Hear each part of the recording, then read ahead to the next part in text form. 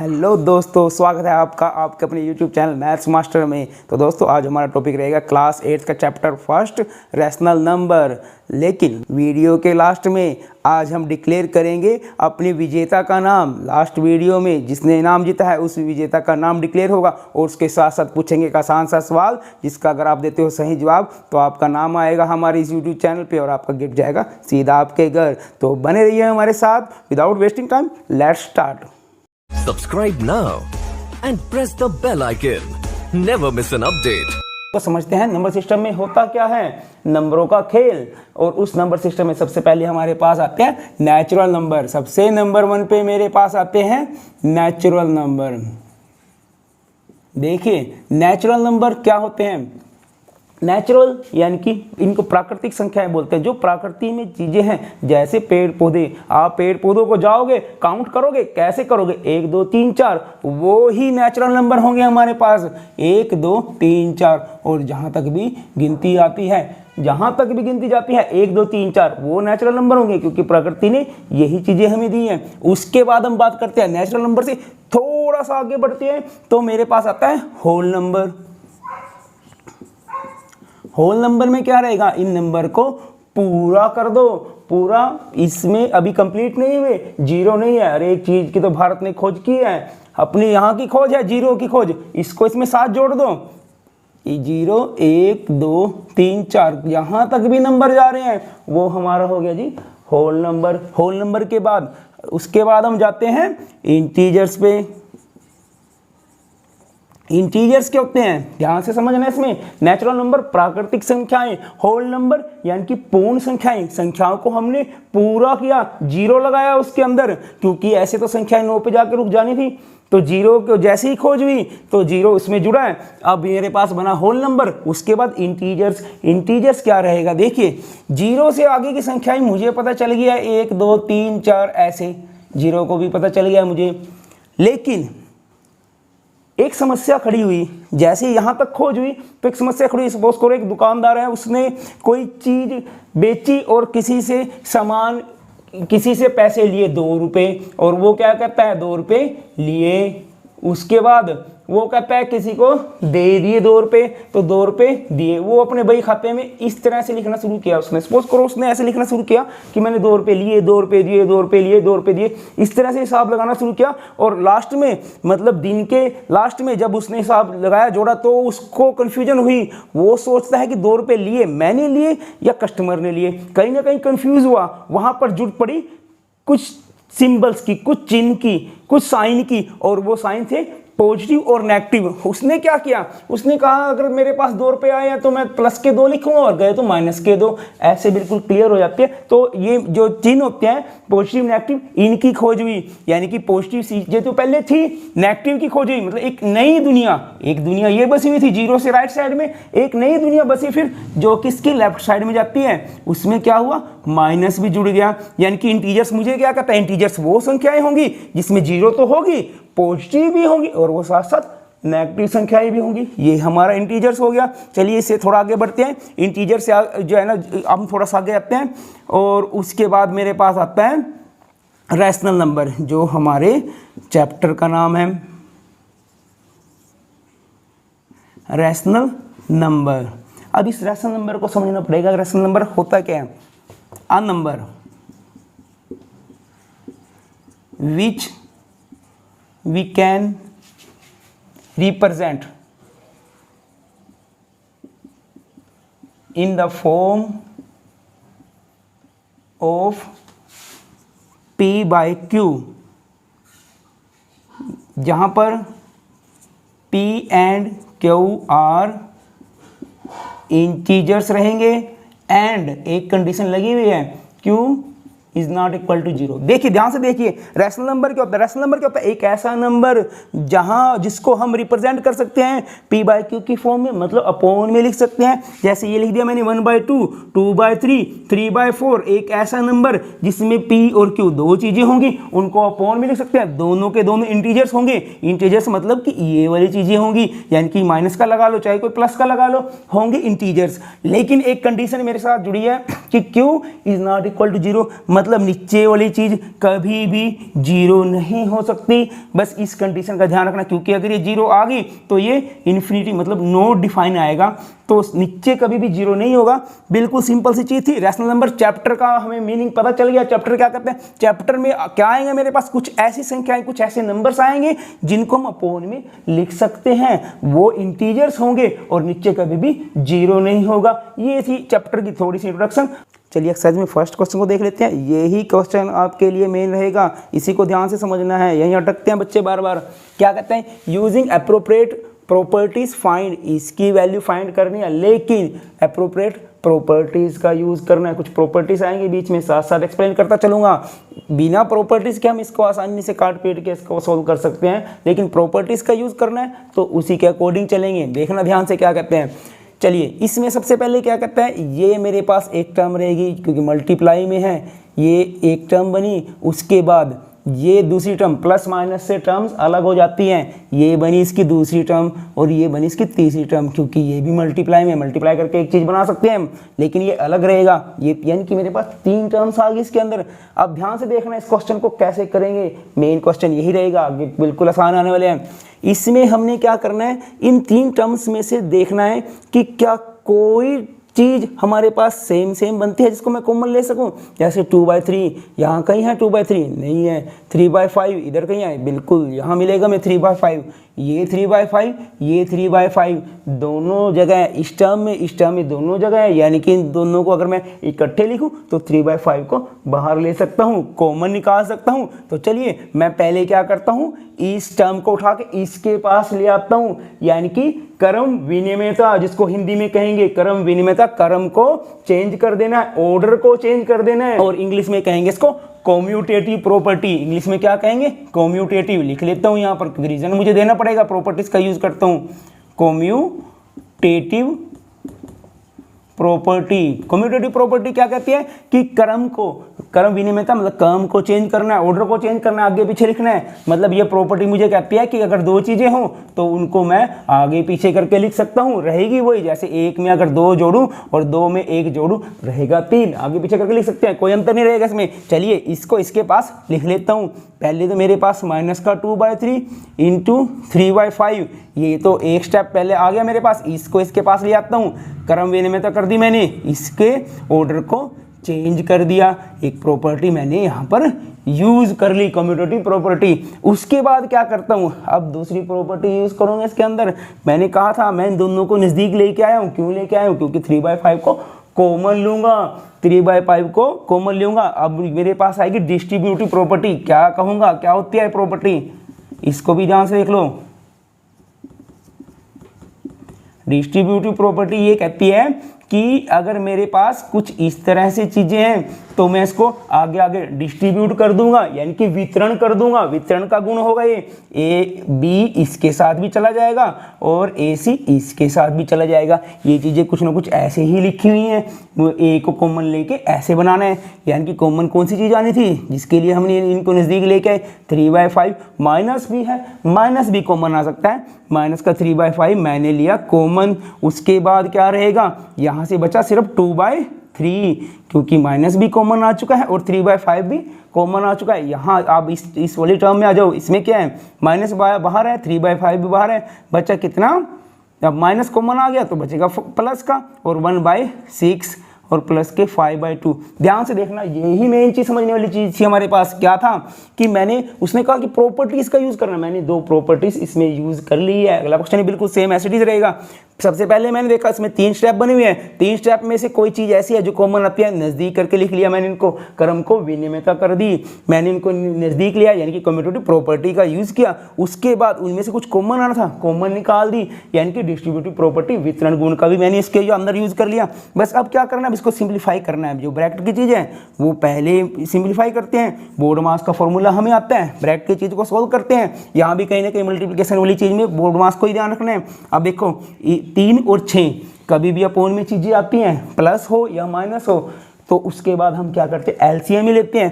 3 और 6 का एलसीएम कैसे लेंगे, ध्यान से देखना। 3 और 6 जो नीचे वाली चीज़ होती है उनका एलसीएम लेना होता है, लघुत्तम लेना होता है। और कैसे लेंगे, ऐसे किस टेबल में आते हैं दोनों, 3 के टेबल में आएंगे। 3 1 जा 3, 3 2 जा 6, आगे 2 पे भी देख लो इसको भेज के, तो यानी कि मेरे पास कितना है, इनको मल्टीप्लाई करेंगे ऐसे 3 इंटू 2 इंटू 1 को करो ना करो एक ही बात रहेगी, यानी कि 6 आएगा एलसीएम। कितना है जी, ये मेरे पास नीचे आ गया 6। यही तरीका रहेगा अपोन में चीज़ें हो जोड़ने का, घटाने का तरीका सेम रहेगा, इसलिए इसको अच्छे तरीके से समझना। एलसीएम लेना पड़ेगा पहले। अब देखो उसके बाद स्टेप क्या रहता है, ये जो नीचे वाली चीज़ है इसको मैं यहाँ तक डिवाइड करता हूँ, यानी कि 6 को बीच में रख के और 3 से डिवाइड करता हूँ, आएगा मेरे पास कितना 2। अब ये जो डिवाइड करके आएगा इसको ऊपर से हमें ऊपर वाली चीज़ से मल्टीप्लाई करना है, 2 2 जा 4। बिल्कुल इस चीज़ को ध्यान रखना, ऐसे चलेंगे, नीचे वाली चीज़ को डिवाइड करेंगे, 6 को 6 पे डिवाइड करेंगे, 6 1 जा 6, तो जो 1 जाएगा इसको ऊपर वाले से मल्टीप्लाई, 1 1 जा, फिर 1 आ गया प्लस के 5/2। अब देखो कितना बनता है, माइनस का 3/5 और 4 और 1 5, 5/6 और प्लस का 5/2, ये आ गया। ब्रैकेट खोल दो, ब्रैकेट का मतलब ही मल्टीप्लाई होता है, यानी कि ये चीज़ इसके साथ मल्टीप्लाई हो रही है। तो चलिए कोई बात नहीं, ब्रैकेट खोल देते हैं, मल्टीप्लाई लगा देते हैं, ये आ गया 5/6 प्लस का 5/2। अब देखो जो चीज़ कटती है उसको काट दो, 5 से 5 कट हो गया क्योंकि मल्टीप्लाई है, प्लस माइनस में नहीं कटेगा लेकिन मल्टीप्लाई में कट जाता है, 5 से 5 गया और ऐसे ही 3 1 जा 3, 3 2 जा 6, यानी कि मेरे पास बचा कितना, ऊपर बचा सिर्फ माइनस का 1 और नीचे कितना बचा 2 1 जा 2 और यहाँ पर प्लस का 5/2, ये चीज़ बची है, यही से आंसर आएगा। अब कैसे आएगा, फिर अपोन में चीज़ें प्लस माइनस में आ रही है, यानी कि एलसीएम लेना पड़ेगा नीचे, वही तरीका, नीचे 2 2 है, अब की बार एलसीएम कितना रहेगा 2 1 जा 2, 2 1 जा 2, यानी कि ये देख लो इसका एलसीएम सिर्फ और सिर्फ 2 ही आएगा।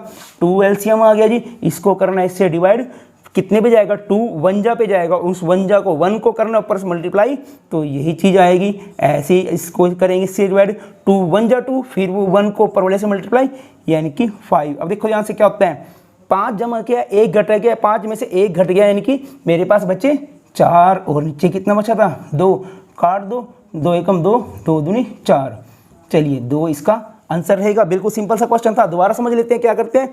इसके अंदर मेरे पास 3 टर्म दी हुई थी, सबसे पहले मैंने देखा 3 टर्म में ऐसी क्या चीज़ है जो मैं बाहर ले आ सकता हूँ, जो मैं कॉमन ले सकता हूँ, तो मैंने उन टर्म्स को नज़दीक कर लिया, इकट्ठा कर लिया, यानी कि कम्यूटेटिव प्रॉपर्टी का यूज़ कर लिया, उनको क्रम को चेंज कर लिया।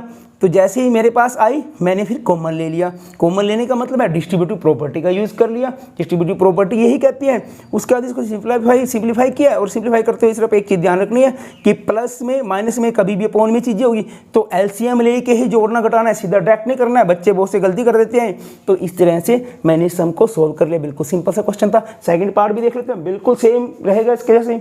क्या कहते हैं, वही प्रॉपर्टीज़ को यूज़ करना है हमने, अप्रोप्रिएट प्रॉपर्टीज़ जो रहेंगी। और अब की बार देख लो जैसे पीछे किया था, कैसे किया था हमने कि एक टर्म ये बनी है इसकी, एक टर्म ये बनी है इसकी, एक टर्म ये बनी है, 3 टर्म बनी हुई है, मल्टीप्लाई से बन जाती है लेकिन प्लस माइनस से वो अलग हो जाते हैं टर्म्स को। 3 टर्म बनी है, सबसे पहले मैंने क्या किया था, मैंने देखा था कि इनमें से कौन सी ऐसी चीज़ है जो मेरे पास कॉमन आ सकती है, जिसको मैं बाहर ले आ सकता हूँ, जो सेम रहेगी। जैसे देखो 2/5 यहाँ भी है, 2/5 यहाँ भी है, यानी कि इस वाली टर्म को मुझे नज़दीक लेके आना है, यानी कि कम्यूटेटिव प्रॉपर्टी का यूज़ करूँगा इसमें।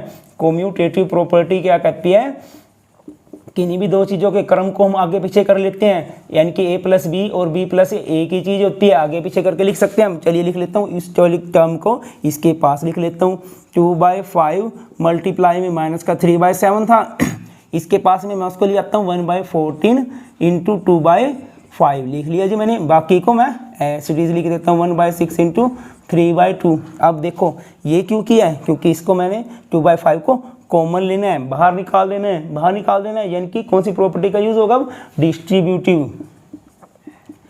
डिस्ट्रीब्यूटिव प्रॉपर्टी क्या कहती है, ये कहती है कि अगर इस तरह से मेरे पास चीज़ें दी हुई हो तो वो ऐसे हो जाती है AB + AC, ये चीज़ लिखी हुई है, ये बनानी है, मतलब कि कॉमन लेना है, डिस्ट्रीब्यूट करना है, वितरण करना है। चलिए 2/5 कॉमन आ जाता है, ये मैंने 2/5 कॉमन ले लिया। अब जब ये कॉमन ले लिया अंदर कितना बचेगा, माइनस का 3/7, यहाँ प्लस, क्योंकि प्लस का ही था मेरे पास, 2/5 बाहर आया तो बचा कितना 1/14, इधर कितना है, ये एक अलग ही टर्म रहेगी, इसको यहाँ भी सिंप्लीफाई कर सकते हैं, 3 1 जा 3, 3 2 जा 6, यानी कि 1/4। चलिए इसमें फिर वही मेरे पास अपोन में चीज़ें आती हैं, तो क्या करता हूँ, एलसीएम लेता हूँ। 7 और 14 का एलसीएम देखना पड़ेगा कितना आएगा, 7 और 14 का एलसीएम 7 के टेबल पे देख लो, 7 1 जा 7, 7 2 जा 14, यानी कि 7 2 जा 14 ही इसका एलसीएम आएगा। यहाँ लिख लिया मैंने 14 एलसीएम, इसको पढ़ना टेबल यहाँ तक।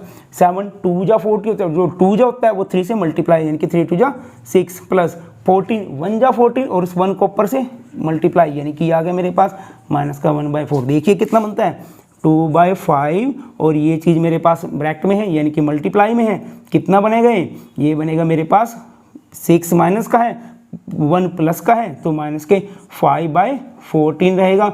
और इधर ये आ गया जी। चलिए जो कटता है काट देते हैं, 5 1 जा 5, 5 1 जा 5 कट गया, 2 1 जा 2 और 2 7 जा 14, यानी कि कितना बचा ऊपर बचा मेरे पास सिर्फ माइनस का 1, नीचे कितना बचा 1 7 जा 7 और इधर 1 माइनस में 1/4, ये चीज़ें बची हैं 7 और 4 को अगर मैं कहूँ इनको फिर वैसे ही करना पड़ेगा एलसीएम लेके। एलसीएम कितना आएगा 7 पे देख लेता हूँ, 7 1 जा 7 और ऐसे 4 पे 4 1 जा 4 रहेगा, यानी कि 28 इसका एलसीएम रहेगा। चलिए 28 एलसीएम आ गया।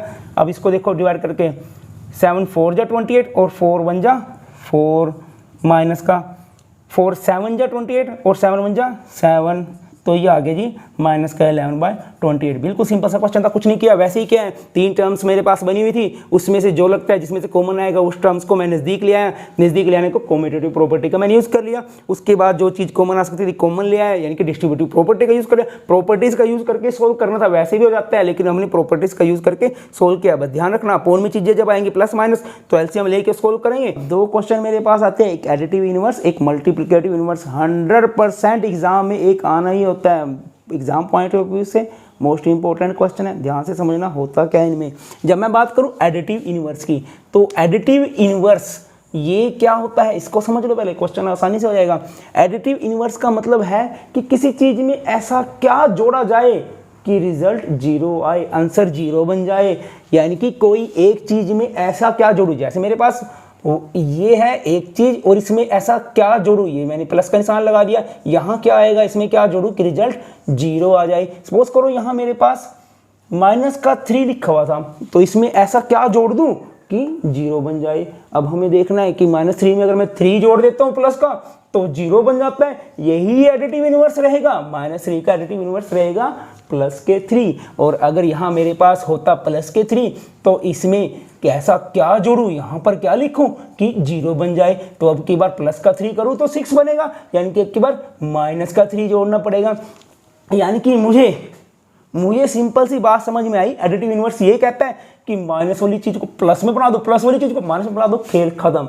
सिर्फ इस चीज को ध्यान रखना है। एडिटिव इनवर्स क्या होता है कि ऐसी क्या चीज जोड़ूं, ऐसी क्या संख्या जोड़ूं उस संख्या में कि वो 0 रिजल्ट दे। अब देखो क्वेश्चन कर लेते हैं। क्वेश्चन क्या कहता है, सबसे पहले 2/8 इसका एडिटिव इनवर्स क्या रहेगा, मैंने सिंपल सी लैंग्वेज में समझाया है। माइनस करके रिजल्ट मिल जाता है, चेंज करके रिजल्ट मिल जाता है। 2/8 का रिजल्ट कितना रहेगा, माइनस का 2/8। चलिए आंसर आ गया। उसके बाद अगला देख लो, माइनस का 5/9, इसमें क्या जोड़ू, चेंज करके आंसर मिल जाता है। कैसे मिल जाता है बता दिया मैंने, यानी कि 5/9। चलिए अब इसकी बात करूंगा, 2 माइनस है, माइनस से माइनस कट हो जाते हैं, और जब कट गए तो -1 भी नहीं बचा, यानी कि इसका कितना आएगा एडिटिव इनवर्स, माइनस का 6/5। इसको देख लीजिए, माइनस थोड़ा नीचे रखा है, कोई दिक्कत नहीं है, कहीं भी हो इस चीज़ को अच्छी तरीके से समझे। चाहे माइनस हमारे पास बीच में हो और चाहे माइनस हमारे पास ऊपर हो और चाहे माइनस हमारे पास नीचे हो, कहीं भी रहेगा माइनस, लेकिन चीजें सेम ही होती है। यानी कि एक ही माइनस है यहाँ पर, ये माइनस वाली चीज है, और जब माइनस वाली चीज है इसको प्लस में बनाना है तो ये रहेगा हमारे पास एडिटिव इनवर्स। और जब इसकी बात कर लें तो एडिटिव इनवर्स क्या रहेगा, 19/6 प्लस का। बिल्कुल सिंपल सी चीज थी। एडिटिव इनवर्स हमें आ गया सोल्व करना, निकालना आ गया। कैसे, किसी चीज में किसी संख्या में कौन सी संख्या जोड़ूं कि रिजल्ट 0 आ जाए। यानी कि माइनस की चीज है तो प्लस का जोड़ के 0 आएगा, प्लस की चीज है तो माइनस का जोड़ के 0 आएगा। चेंज करना है, चेंज किया, आंसर आ गया 1 सेकंड में। चलिए अगला क्वेश्चन देख लेते हैं। चलिए देखते हैं इस क्वेश्चन में क्या कहता है। क्वेश्चन थर्ड में कहता है कि ये मुझे वेरीफाई करके दिखाना है कि माइनस ब्रैकेट में भी अंदर माइनस है और ये चीज प्लस के x के इक्वल रहेगी। x मेरे पास इतना दिया हुआ है, दे लीजिए जी x अगर इतना है मेरे पास, तो मैं अगर -x की बात करूं, -x कितना रहेगा, इसके आगे माइनस लगेगा। ये दो चीजें मेरे पास आ चुकी है। एडिटिव इनवर्स की प्रॉपर्टी अभी अभी सीखी है, वो क्या कहता है, दो चीजों को जोड़ू तो 0 बनता है। जैसे मैं इन दो चीजों को जोड़ूंगा यानी कि 11/15, इसमें अगर मैं प्लस करता हूँ माइनस के 11/15 तो वो 0 होता है। एडिटिव इनवर्स यही कहता है, एडिटिव इनवर्स हमें यही कहता है कि दो चीज़ों को जोड़ूं तो 0 आता है। अब देखिए ये क्वेश्चन खत्म है बस बिल्कुल। एक चीज़ को मैं उधर ले जाऊंगा, किसी भी चीज़ को उधर ले जाऊँ, सपोज करो मैं इस चीज़ को उधर ले जाता हूँ तो मेरे पास क्या बनेगा 11/15 इज इक्वल टू माइनस का 11/15। यही चीज़ प्रूव करके दिखानी चाहिए क्योंकि ये क्या है, ये है x और ये माइनस का x। ये देखो ये इधर लिखे उधर लिखे कोई फर्क नहीं पड़ता ऐसे, यानी कि माइनस का x इज इक्वल टू किसके, x के। बिल्कुल सिंपल से तरीके से हमने कर लिया। इसके बाद अगले पार्ट को देख लो, वो भी ऐसे रहेगा। ये x इतना दिया हुआ है, अगर मैं माइनस x की बात करूं यानी कि इसके आगे माइनस लग चुका है और ब्रैकेट को खोलूंगा तो माइनस माइनस क्या होगा, प्लस हो जाएगा। यानी कि ये आगे मेरे पास दूसरी चीज, एक चीज ये थी, दूसरी चीज ये रही। अब वही क्या करता है, एडिटिव इनवर्स का यूज करेंगे। एडिटिव इनवर्स क्या करता है, दोनों चीजों को जोड़ूं तो 0 बनता है। यानी कि माइनस का 13/7 इसके साथ अगर मैं जोड़ूं 13/17 इसके साथ जोड़ूं तो आता है 0। अब एक चीज को उधर भेज दो, किसी को भी, इसको भेज दो, इसको भेज दो। सपोज करो मैंने इसको उधर भेजा, 13/17 इधर छोड़ दिया, उधर जाके ये माइनस का 13/7 चेंज हो जाता है। इक्वल से उधर जाके प्लस की चीज, माइनस बाहर प्लस था, ये इधर जाके माइनस को हो गया। यानी कि x आ गया। x कितना है जी, माइनस का x। ये देखो वही चीज निकल चुकी है। ये इनके बिल्कुल सिंपल सा क्वेश्चन था। मल्टीप्लिकेटिव इनवर्स भी आ गया हमारे पास। मैंने आपको पहले ही कहा था दो चीजें, एक एडिटिव इनवर्स, एक मल्टीप्लिकेटिव इनवर्स जरूर आएगा एग्जाम में, इसको अच्छे से करना है। चलिए देख लेते हैं मल्टीप्लिकेटिव इनवर्स क्या कहता है। मल्टीप्लिकेटिव इनवर्स निकालना है इन टर्म्स का। क्या कहता है मल्टीप्लिकेटिव इनवर्स, ये कहता है कि कोई एक मेरे पास चीज़ दी हुई है, कोई एक टर्म दी हुई है, उसमें ऐसा क्या मल्टीप्लाई करूं, उसके साथ ऐसा मैं क्या मल्टीप्लाई करूं कि वैल्यू 1 आ जाए। वहां देखिए एडिटिव इनवर्स में क्या था, क्या जोड़ूं कि 0 आ जाए, क्या जोड़ूं कि 0 आ जाए। अब क्या मल्टीप्लाई करूं कि 1 आ जाए। ध्यान देखना, दोनों को अच्छे तरह से करना है। इसके साथ क्या मल्टीप्लाई करूं, इसको अगर मैं ऐसे अपोन में चीज लिख लेता हूं तो कट के जो है वो 1 आ जाता है। मतलब कि वहां मुझे पता चला था कि प्लस का माइनस, माइनस का प्लस करके 0 आया था। यहां अपोन में करनी पड़ेगी, डिवाइड करनी पड़ेगी, क्योंकि मल्टीप्लिकेटिव नाम से ही पता चलता है मल्टीप्लाई का उल्टा वो डिवाइड ही होता है। वहां एडिटिव इनवर्स ऐड का उल्टा यानी कि कहीं ना कहीं माइनस ही होता है। नाम से ही पता चल जाता है क्या करना है, यानी कि मुझे यहाँ डिवाइड करना है। चलिए कर देते हैं। -13 को किससे डिवाइड करूं कि वो 1 आ जाए। देखिए अगर 5 होता है मेरे पास, 5 को किससे डिवाइड करूं, यानी कि 5 से डिवाइड करके आता 1, यानी कि 1/5 आना था। मल्टीप्लाई की अगर मैं बात करूं तो 1/5 आना था। ऐसे ही यहां पर कितना आएगा, -1/13। मुझे सिंपल सी एक बात पता चली है, मल्टीप्लिकेटिव इनवर्स क्या होगा, इसका रेसिप्रोकल यानी कि उल्टा करना है इसको। इसको भी अगर मैं बात करूं सेकंड वाले को, इसको रेसिप्रोकल करेंगे, इसको उल्टा करेगा तो आएगा मेरे पास 19/13। बिल्कुल सिंपल सा हो गया। मल्टीप्लिकेटिव इनवर्स मतलब रेसिप्रोकल। उसके बाद आए 1/5 का कितना आएगा, 5/1। नीचे 1 लिखो ना लिखो, ये आंसर आएगा। इसको करते हैं। अब इसको करने से पहले थोड़ा सिंप्लीफाई कर लो कि ये कहता है मल्टीप्लाई करके देखो कितना आता है, माइनस माइनस प्लस होएगा।